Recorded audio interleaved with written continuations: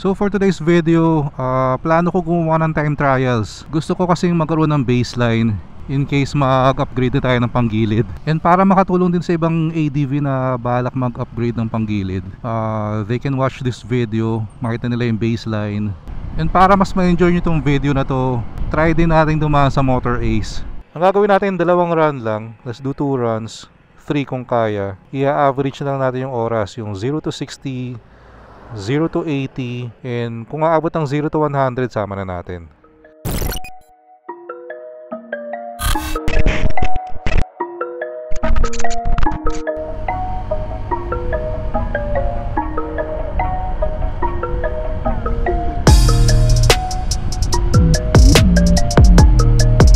Hey, good afternoon everyone.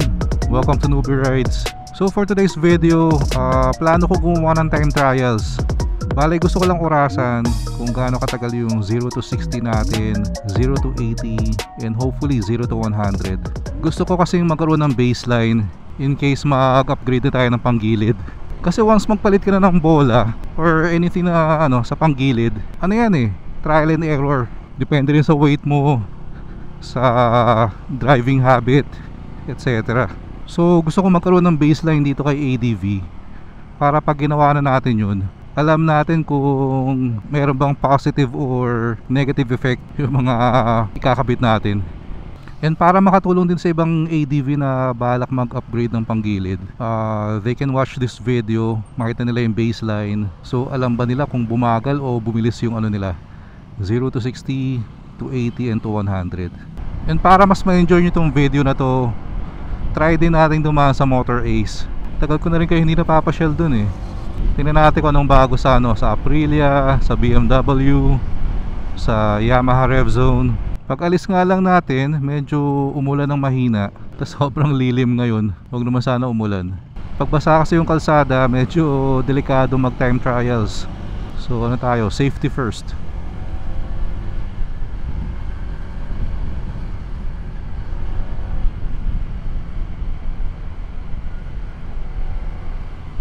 PCX 160. Nag-request din tayo sa Honda niyan na hopefully makahiram tayo para we can review it.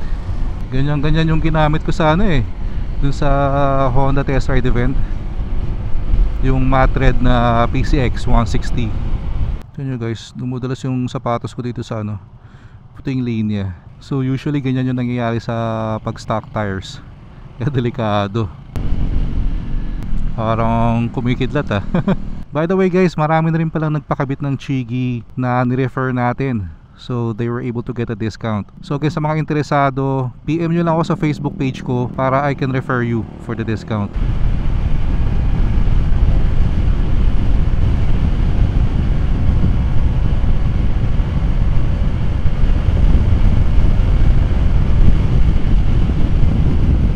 Parang pansin ko lang parang mas mabilis mag 100 kung hindi yung naka-pirming todo pigalang. Parang pag binobomba-bomba mo. So hindi ko lang sure kung mas mabilis talaga So sa mga mas nakakaalam dyan, pa-comment nga kung mas okay ba yung ganun kaysa naka-pirming todo pigalang. Alright, so daan muna tayong Crossing Cafe. Meron tayong i-meet dito.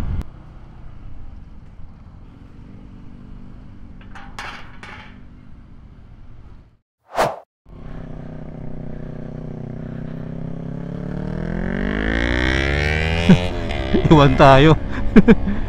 Yun lang, pagkasabay mo big bike, hindi na makakasabay ang ADV. Ito nung ito pala guys, si Manila Automotive. Alright, we are here, Motor Ace, Daang Hari.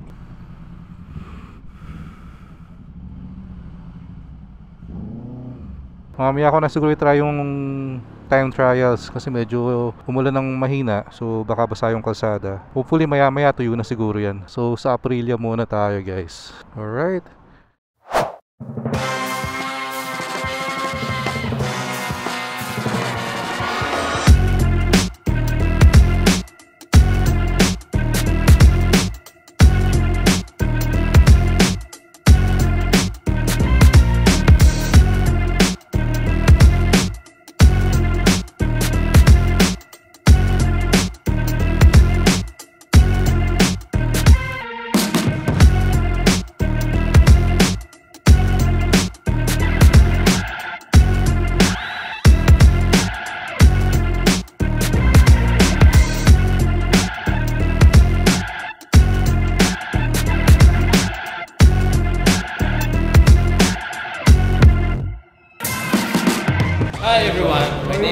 Adrian Tambuyan. I am the branch manager here for Aprilia Danghari. And I'm inviting you all here to come to test out the bikes, to hang out. And we're offering very big and generous discounts and deals. And I hope to see you. Pwede kayo tumambay dito, pwede kayo mag-enjoy. We can talk about bikes. And yeah, see you guys.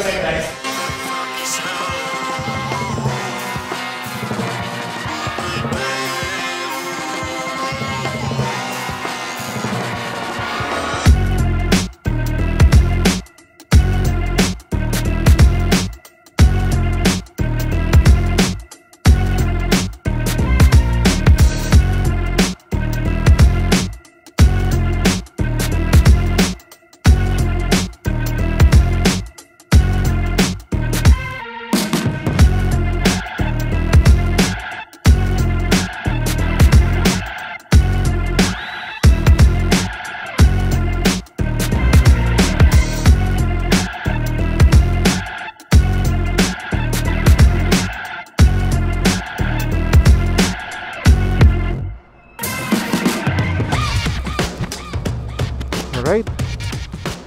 So hindi na tumila yung ulan, lumakas pa. So tapos na tayo mag-video sa Aprilia, sa Yamaha, and sa BMW. So I'm not sure kung magagawa natin yung time trial ngayon. Basa kasi yung kalsada eh. Pero ikutan ko ngayon, tingnan natin. Medyo tuyo na naman tong kalsada. So yeah, may kabayo dito. Nakakatakot to ah. Bigla na lang tumawid eh, no? Alright, Somo Market. Mga tao na kagad ah. So since medyo basa yung kalsada, although tuyo naman dito, ang gagawin natin, 2 run lang. Let's do 2 runs, 3 kung kaya.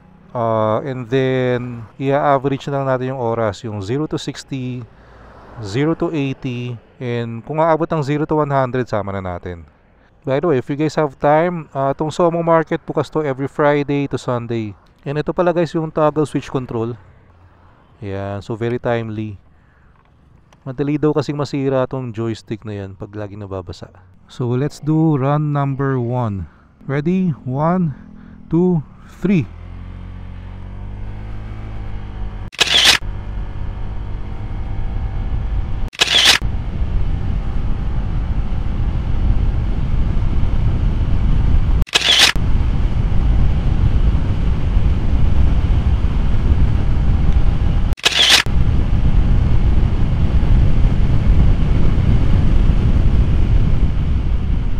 Naaalangan akong humataw hanggang dito kasi may mga kabayo nga.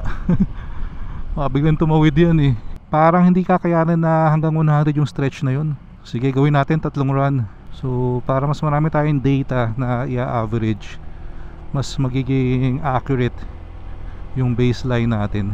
Or i-try ko kaya yung last run, ibomba-bomba ko, no? So tingnan natin kung meron ba siyang impact or difference versus yung naka-static lang na ano, todo piga. 3, 2, 1.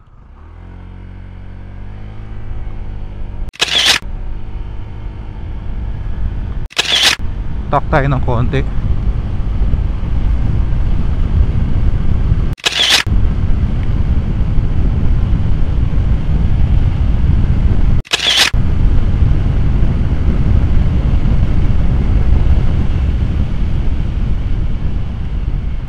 Natakot akong sagarin eh. Kasi yung part na yun may lupa-lupa na. Kasi na nga eh, may mga kabayo pa. Pero parang mas mabilis nung nag-talk tayo. So this time try naman natin na ano, binobomba-bomba. So i-adjust na lang natin yung ano siguro, yung time. Gawin natin 0 to 40, 0 to 60, and 0 to 80. I'm not sure kung umabot ng 90 eh. Kung umabot ng 90, sama natin yun. Sige. Okay, so this time i-bomba-bomba natin. Alright, in 3, 2, 1, go!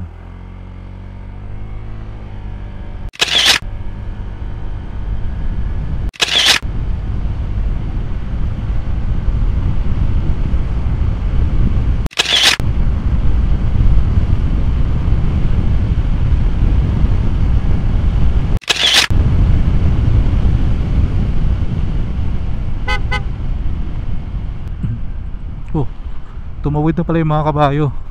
So I don't think merong malaking difference. We'll find out sa edit.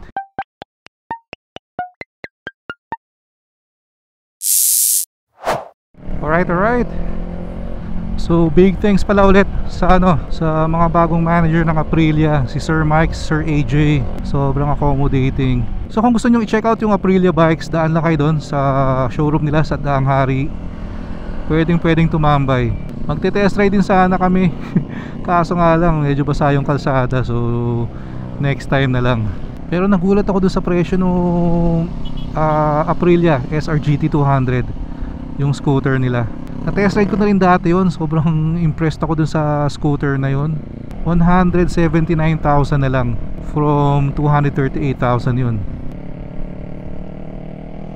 Kita nyo kung city riding, big bike or scooter. Siyempre mas okay dali ng scooter. Mas relax ka, mas chill. Masarap ang big bike pag open road talaga. Nasa expressway ka yun. By the way, nung chinek ko pala yung YouTube analytics natin, may napansin ako, napakaliit lang pala ng percentage ng mga nanonood sa atin na subscribers. So karamihan na nanonood sa atin non-subscribers. So baka naman no, seryoso, kung nag-e-enjoy naman kayo sa mga content natin, baka naman pwedeng pa-click yung subscribe button below and pa-like and share the video na rin. Salamat.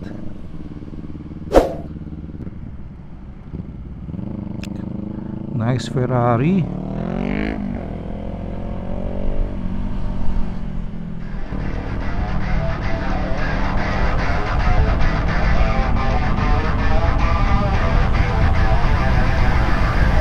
Kita nyo na, nang iiwan tayo ng big bike.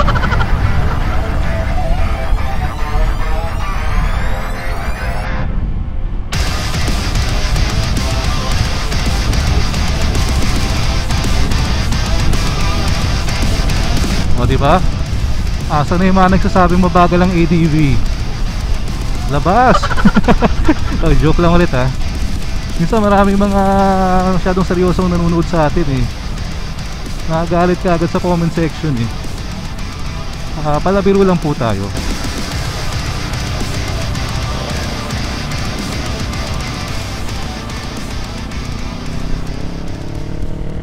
Ako, maluwag na. Iwanan na tayo nito. Yung sa Yamaha pala, tinanong ko kung kailan lalabas yung NMAX Turbo. Wala pa daw advisory eh. And hindi rin daw sila sigurado kung lalabas sa Philippines. So sayang naman pag hindi nilabas sa atin yun, no? Yung NMAX Turbo, ganda pa naman. Pero yung T-Max pala yung gusto talaga nating i-test ride. Sayang lang kanina wala daw eh. Pero very soon matitest ride natin yun, T-Max. Pero yung T-Max pala halos 800,000 na rin eh, no? So kung may budget ka dun, mag-XADV ka na lang. May plus minus na rin yun, yung parang manual shifting. Yung sa normal T-Max kasi wala pa nun. Sa T-Max Tech daw yun, yung may plus minus. Adjustable na rin yung malaking windscreen. Kaso halos 900,000 na raw yun. Grabe na eh, no?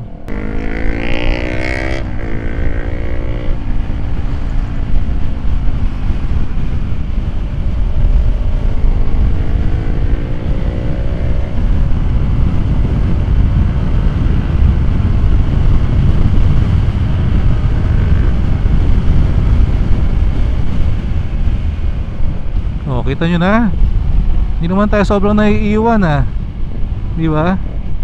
Kaya pag city riding talaga sarap dalhin tong ADV. So medyo dumidilim na. Dito ko na muna putuloy yung video. Pero maraming salamat sa mga nag-join sa atin today. Kita-kits tayo sa next one. Ingat kayo lahat palagi. Always ride safe. Peace out.